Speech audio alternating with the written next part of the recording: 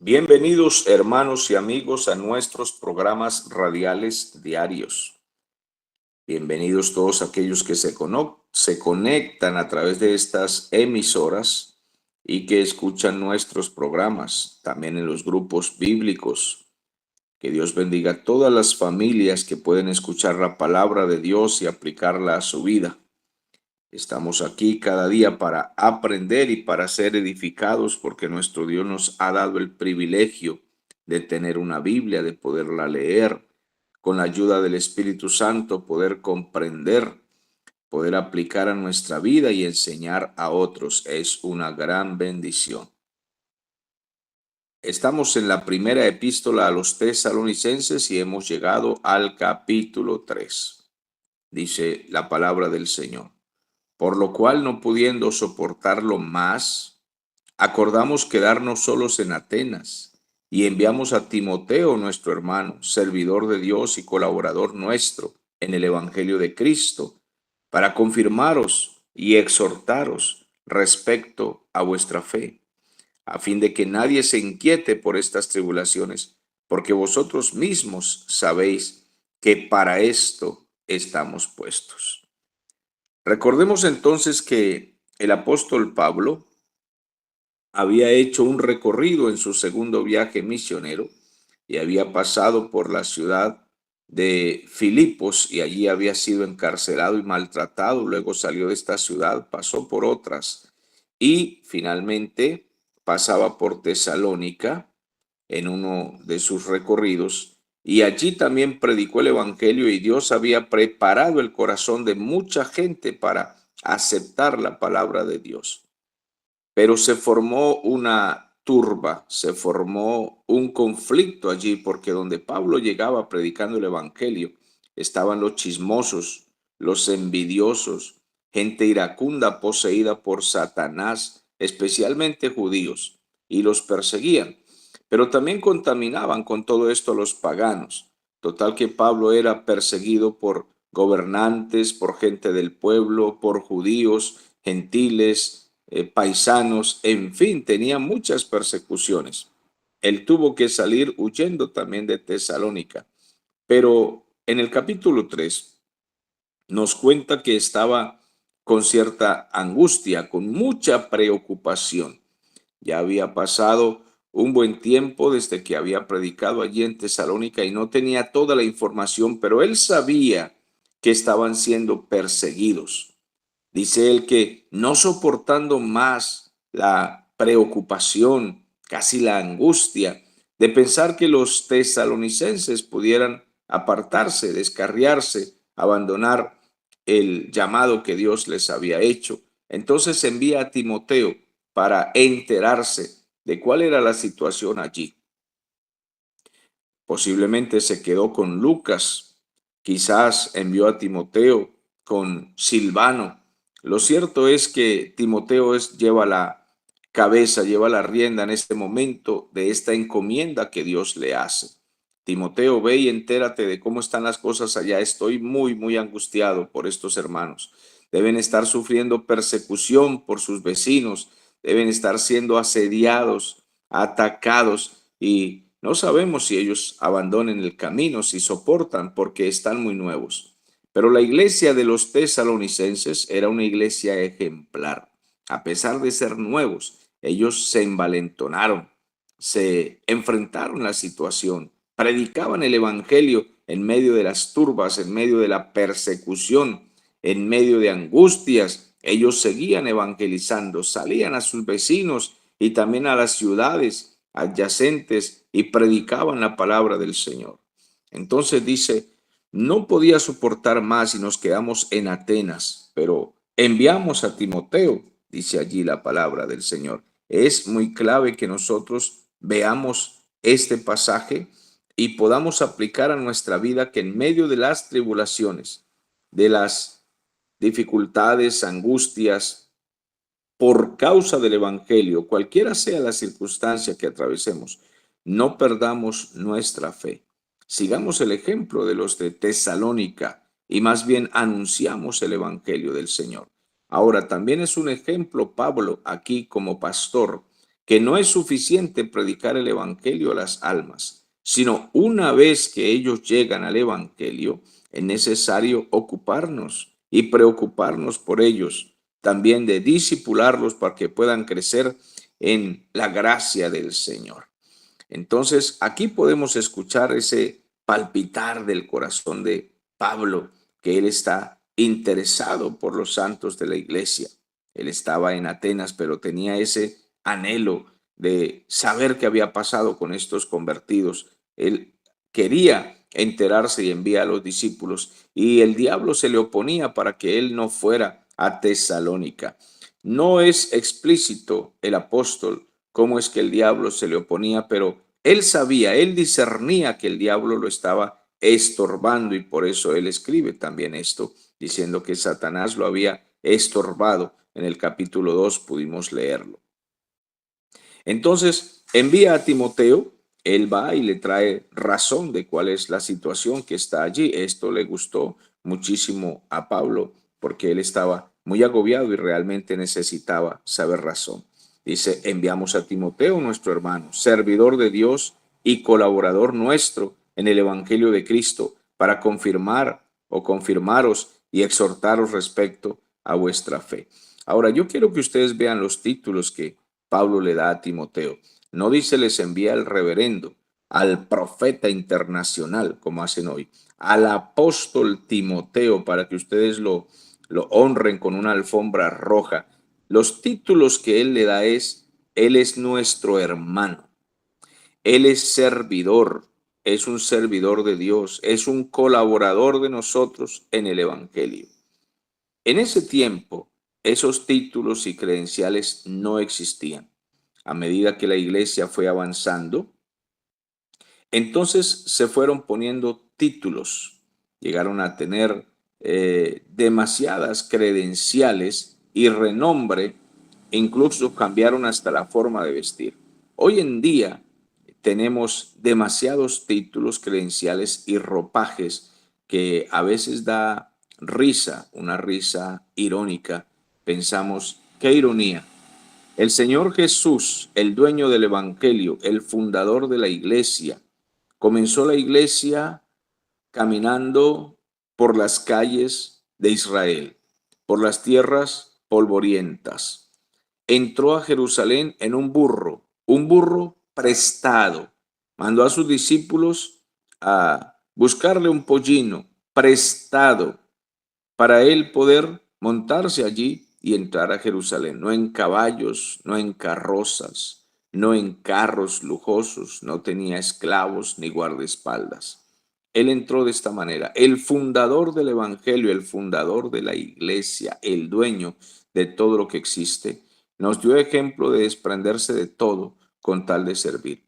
Hoy tenemos un costal de fanfarrones que dicen ser predicadores internacionales, y lamentablemente algunos nuevos creyentes jovencitos los ven a ellos por ahí en las redes, en los medios de comunicación, y quieren imitarlos. Esta fanfarronería y esta vanidad y esos títulos que se ponen, el apóstol, el querubín, el profeta, el internacional, el afamado, el renombrado, ¿para qué necesitamos toda esa vanidad polvorienta de mundanalidad?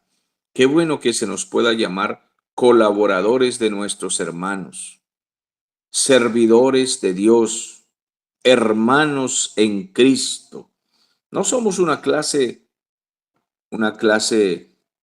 separada, no somos gente diferente, somos hermanos iguales a todos nuestros hermanos que asisten a la iglesia, solo que tenemos el privilegio, la gran responsabilidad, esta responsabilidad que tuvieron los apóstoles y que tuvo Timoteo, encargado por el hermano Pablo, que lo llama su hermano, amado, colaborador. Tenemos es un privilegio de ser predicadores, privilegio que no es para todos. Todos no son misioneros, aunque deberíamos serlo. Todo creyente debería ser un evangelista, porque se nos ha encomendado el ministerio de la reconciliación. Lamentablemente, los creyentes no han entendido en toda la historia de la iglesia lo que son. No han entendido que son evangelizadores, misioneros, que tienen una encomienda, que somos embajadores y por eso no salen de su casa la gran mayoría. Por eso solo salen para ir al culto y a su trabajo y se regresan a su casa, a su comodidad, bajo techo y se arropan bajo sus cobijitas y están muy cómodos porque no han entendido que nosotros tenemos una misión poderosa de llenar el mundo del Evangelio de Cristo. No lo hemos entendido realmente. Pero qué privilegio para Timoteo poder servir en este ministerio tan poderoso de llevar el mensaje del Evangelio a todas partes. Timoteo había mostrado que era un hombre digno de confianza y que podían enviarlo con cualquier misión, con cualquier encomienda que él la iba a cumplir fielmente. Ahora bien, el propósito de este viaje pues era precisamente exhortar a los hermanos, consolarlos respecto a su fe porque estaban siendo perseguidos y estaba pues el apóstol Pablo muy preocupado y este joven porque era un joven. Timoteo era un ministro joven, estaba ya dispuesto a abandonarlo todo, todo. El enemigo Satanás había arrojado cualquier cantidad de tropiezos para que ellos no pudieran cumplir esta misión. Quería hacer que los tesalonicenses se hubieran descarriado. Estaba Pablo preocupado por eso. Quién sabe qué trampa les ha puesto, qué sugestiones. Quizás ellos están pensando, hombre, desde que recibimos esa palabra, desde que recibimos a los apóstoles, desde que recibimos al Señor, ahora todo nos sale mal, absolutamente todo. Bueno, me hubiera gustado escuchar a Timoteo, estar allí, como me hubiera gustado formar parte de ese equipo de trabajo y ayudar a Pablo en todo esto. ¿Qué más hay que hacer, Pablo? ¿A dónde hay que ir? Pablo dirigía toda esta misión y que él nos encomendara la tarea y escuchar a Timoteo cuando regresó a traer noticias, como hubiera sido de precioso, de llenarnos de valor cuando viene Timoteo y le dice a Pablo, te cuento que esa gente se convirtió de verdad, están soportando, son valientes, esa gente está enfrentando todo, está combatiendo toda la presión, toda la oposición que les están haciendo, los han perseguido, los ultrajan, los maltratan, los amenazan y ellos salen a un lugar y otro y están evangelizando. Entonces, en este versículo 3, Pablo sigue diciendo, a fin de que nadie se inquiete por esas tribulaciones, ve y consuélalos. Quiero que ustedes se enteren de qué está sucediendo con ellos y díganles que nosotros estamos puestos para eso, para sufrir. Pablo aclara a Timoteo, diles a ellos que nosotros estamos puestos para sufrir persecución y tribulaciones. No les dice, mira, Timoteo, yo quiero que usted vaya y decrete sobre ellos que van a ser prosperados, que van a tener carros, vacas, burros, perros, fincas, que envíen un pacto. Mira, Timoteo, no se te olvide decirles a ellos que envíen un dinerito por ahí para que les vaya bien. Si quieren que siembren en este apóstol internacional querubín y que no se olviden de la alfombra roja cuando yo llegue allá. Cámaras de televisión y todo para que me hagan famoso, porque quiero ser un evangelista internacional famoso, con buenas pantallas de televisión. Yo no sé por qué, no sé por qué. ¿Qué es la desgracia que nos está ocurriendo en este evangelio falsificado, moderno, tan corrupto y tan vanidoso, tan vomitable? La verdad es que es asqueroso ver a todos estos predicadores modernos pidiendo grandes sumas de dinero para sus predicaciones. Miles y miles de dólares, estamos hablando realidades, no estamos aquí jugando, estamos hablando realidades. Esto es asqueroso lo que está pasando con el Evangelio, profetizando ridiculeces, adivinándole las cosas, la vida a la gente y pensando que con eso están ellos supuestamente predicando. No, están estafando, están engañando.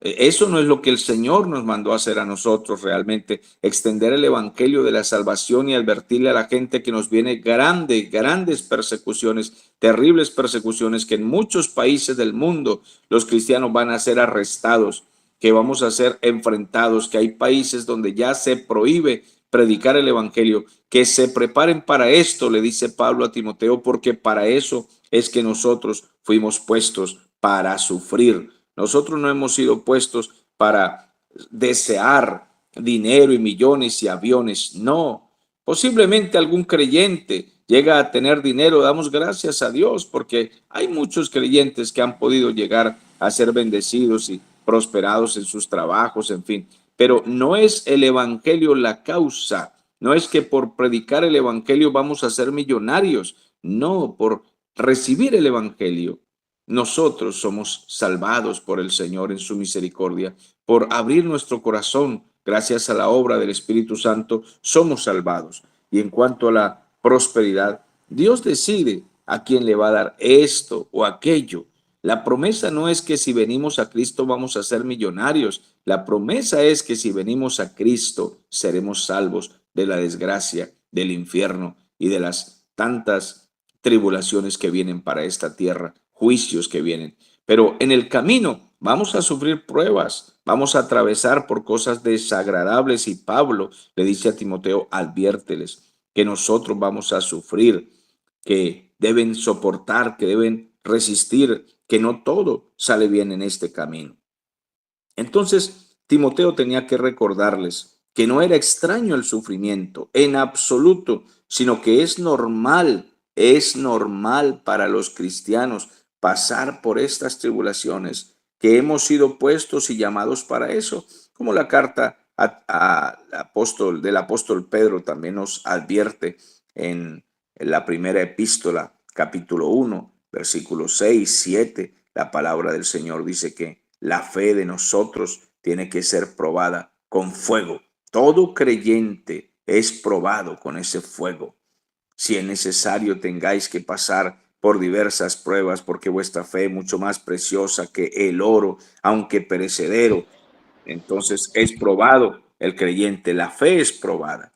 Ahora sigue diciendo, cuando estábamos con vosotros, os predecíamos que íbamos a pasar por estas tribulaciones. Y así sucedió, como bien sabéis. Cuando estábamos con vosotros, ya Pablo les advertía a los creyentes, él no se ponía a esconderles esto, no, porque la palabra del Señor desde el Antiguo Testamento nos advierte que nosotros, así como los profetas sufrieron en el Antiguo Testamento persecución, y fueron despreciados y menospreciados. Jeremías profetizó, predicó durante 40 años y no lo quisieron escuchar. Por el contrario, lo golpeaban, lo echaron preso, se burlaban de él. Así muchos siervos del Señor. Elías fue un profeta solitario en una nación descarriada y menospreciaban su palabra. Nosotros no somos mejores que los profetas para pensar en alfombras rojas. Pablo le dice a Timoteo, adviérteles que cuando estuvimos allá le dijimos todas estas cosas. Entonces les está recordando que hemos sido puestos para la aflicción, porque las pruebas constituyen parte de la vida cristiana. Esa es la necesaria disciplina para nuestras vidas, donde formamos nosotros el carácter. Todo creyente debería saber, tan pronto llega el Evangelio, debería saber que el camino es angosto. Ayer me escribió un amigo para pedirme consejería, es un nuevo creyente, y me dijo que está cansado de tantas pruebas y circunstancias que se le han venido encima. Y a veces las personas nuevas escriben eso pensando que les vamos a profetizar, a decretar, a declarar alguna cosa positiva y decirle, bueno, de aquí en adelante yo decreto sobre tu vida que vendrá prosperidad y algodones y las cosas estarán acolchonaditas. Y le dije, hermano, lo felicito por iniciar su camino. Así con todos sus defectos y pecados encima, póngase en las manos del Señor, porque este camino es angosto y es necesario que pase por esas circunstancias que usted está pasando. O sea, la gente no debe recibir de nosotros una mentira. Le dije, yo no te voy a engañar diciéndote que de aquí en adelante las cosas serán más fáciles. No, solo que con el Señor recibirás fuerza, recibirás paz en medio de las tribulaciones. Pero debes saber que has llegado al Evangelio para pasar por sufrimientos y por pruebas, por muchas angustias, porque así es. Demostramos la realidad de nuestra fe atravesando por todas estas situaciones, porque las pruebas, las dificultades nos capacitan también para soportar y alentar a otros que están pasando también por pruebas.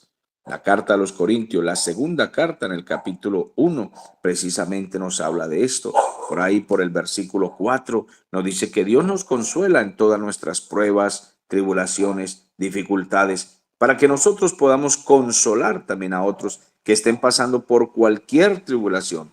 Entonces maduramos y somos capaces de enseñarles a otros cómo es necesario tener la victoria y tener la paciencia suficiente, como también lo dice Romanos en el capítulo 5. Dice, no solo esto, sino que también nos gloriamos en las tribulaciones, sabiendo que la tribulación produce paciencia. Se ejercita la paciencia. Esto nos enseña a ser celosos y cuidadosos del evangelio y del testimonio. Nos ayuda a ser fuertes para extender el evangelio por todas partes. El versículo 5 dice, por eso también yo, no pudiendo soportar más, envié para informarme de vuestra fe, pues temía que os hubiera tentado el diablo y que nuestro trabajo hubiera sido vano, se hubiera perdido, porque ustedes de pronto se hubieran descarriado. Por eso envié a Timoteo para saber acerca de ustedes. Entonces, él le dice que sí tenía cierta preocupación, pensando que de pronto ellos pudieran apartarse a causa de las tormentas, porque vienen las tentaciones de apartarse. Claro que sí. Yo recuerdo cuando llegué al Evangelio, estaba trabajando en una empresa donde me habían nombrado jefe. Pero entonces tuve una dificultad con el gerente, una dificultad no pequeña, por algunas cosas allí injustas que se cometían y que prefiero en este momento no comentar. Y entonces hice el reclamo de aquellas injusticias y aquellas trampas, aquellas mentiras, y fui despedido por hacer este reclamo a favor de los obreros. Entonces fui expulsado en un enero, me sacaron del trabajo en un enero, donde no conseguía trabajo, donde no había forma, y empecé a pensar, ahora que llego al Evangelio y que quiero ser fiel a Dios, ahora que dejé todos esos caminos mundanos donde estaba, bueno, haciendo tantas cosas desagradables y malvadas, ahora que quiero entonces servir a Dios, que debería irme bien y ser prosperado, me botan de mi trabajo. Y fueron días muy terribles, sin empleo. Tuve que meterme en unos barrios peligrosos a vender empanadas para llevar el sustento para la casa. Y no fue nada fácil aquella etapa, aquella situación que yo no entendía. No me gustaba recibir mercado de nadie. Y la pequeña iglesia donde me congregaba decidieron hacer un mercado y regalármelo. Y para mí eso era humillante porque yo sabía conseguir mi plata de alguna manera y llevar el sustento para mis niños, para mi esposa. Total que tuve que recibir mercados regalados de los hermanos y eso era humillante para mí, era como arrastrarme. Dios estaba moldeando nuestro carácter y enseñándonos a pasar por pruebas. No, el evangelio no es siempre confort, no es para eso. Debemos ser leales al Señor, al Evangelio, a la palabra, cualquiera sea la situación. Ahora, Pablo dice, pero cuando Timoteo regresó, nos dio buenas noticias, nos informó del amor de ustedes, los tesalonicenses, de su fe, que siempre nos recuerdan con cariño, que desean vernos, dice el versículo 6, como también nosotros deseamos verlos a ustedes, nosotros deseamos encontrarnos con vosotros, dice Pablo. Entonces, Timoteo regresó y trajo estas noticias a Corinto y donde se encontraba Pablo esperándolo y estuvo muy contento Pablo de recibir estas noticias que ellos habían sido fieles a la enseñanza y se habían mantenido en pie y no se habían descarriado y que no se iban a descarriar. Estaba Timoteo posiblemente emocionado contando las noticias y Pablo veía nuestra palabra no fue en vano, realmente valió la pena. Esta información trajo mucho aliento para seguir adelante predicando el Evangelio. Las buenas noticias acerca de nuestros hermanos deben alegrarnos a nosotros cuando alguien nos dice que nuestros hermanos están en pie, que están trabajando, que sus familias están firmes, que Dios los está bendiciendo y que en medio de la prueba ellos resisten y que no están retrocediendo. Deben alegrarnos todas las cosas buenas que pasan a nuestros hermanos. No tenemos por qué alegrarnos cuando nuestros hermanos fracasan, cuando pierden su matrimonio, cuando pierden sus negocios, cuando se descarrían. No tenemos por qué alegrarnos. Hemos visto a gente muy malvada dentro de las iglesias que parece que le desearan el mal a sus propios hermanos cuando los ven mal, cuando los ven caer, se burlan de ellos y dicen cosas blasfemas contra esas personas que fallan y que cometen errores y se descarrían. Lo hemos visto, hemos comprobado que hay mucha maldad en el corazón de mucha gente dentro de las iglesias. Debemos entristecernos cuando nuestros hermanos fracasan, fallan, se descarrían. Debe causarnos eso mucha, pero mucha tristeza.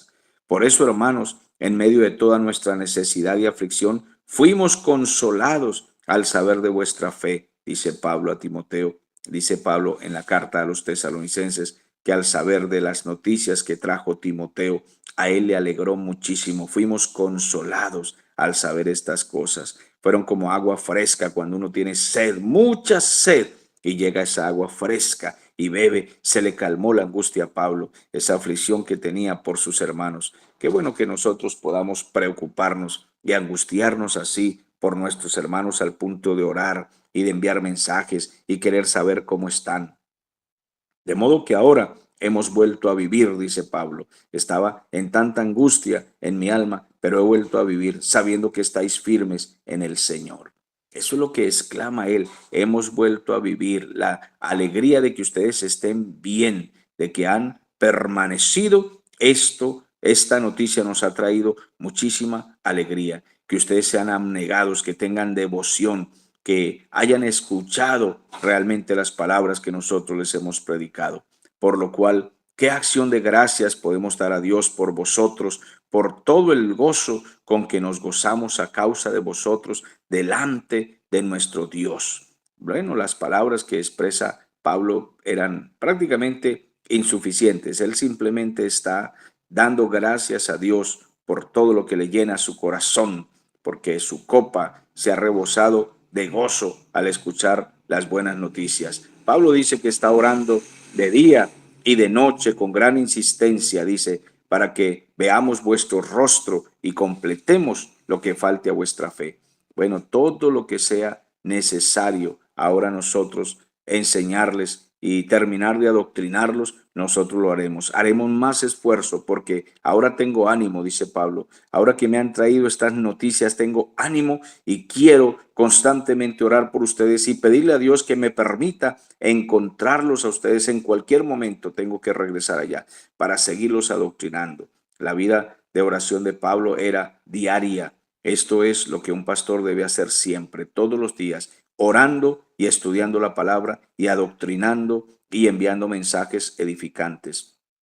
Yo no sé cómo algunos tienen tanto tiempo para ver novelitas y enterarse de todo chisme que ocurre alrededor. Sinceramente, no sé.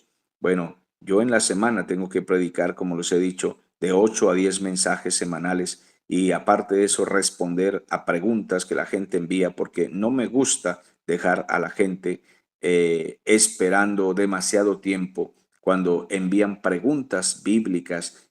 Estoy viendo el privilegio que Dios nos da de poder responder a la gente acerca de todo esto, que quieren crecer, tener conocimiento, y trato de responderles y de atenderlos, consejería, asesoría. Estamos constantemente ocupados en la obra del Señor. No tenemos tiempo que perder. No sé cómo algunos tienen tiempo para perder. Pablo tiene una vida diaria de oración, de estudio, de meditación, porque tiene que discipular mucha gente y predicar el evangelio al mundo, porque eso fue lo que Dios le encomendó.